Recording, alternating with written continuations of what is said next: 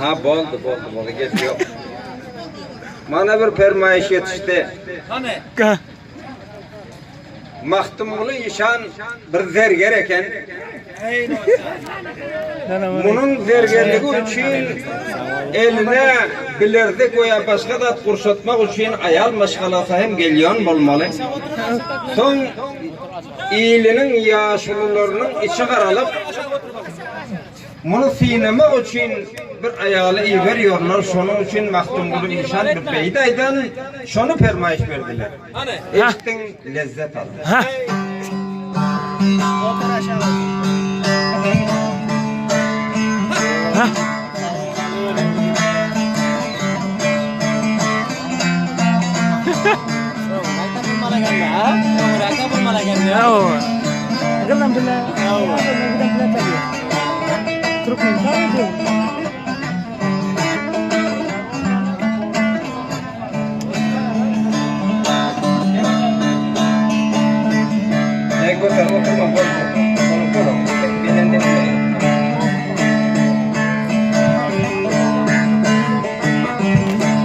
Beni sen dediğin şey batırlık etmeyin. Adam sen dediğin şey batırlık etmeyin. Aldığında koyarlar bir gün bu işi.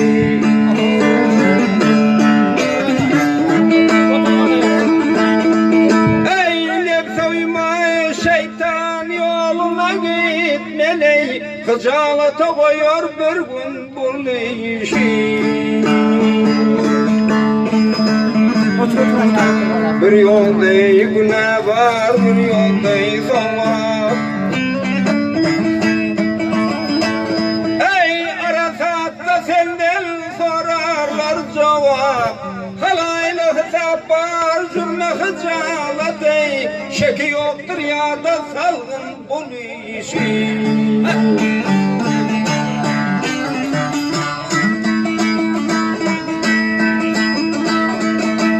Yüzün göğe koysun yele götürmey. Gönlüne kaygını çala getirme. Yürekte yok sözü dile getirmeley. İhlas kulağına algın bu işi. Şeytan aydır şirin şirin adam koy. Rahman aydır nefsum idinize koy.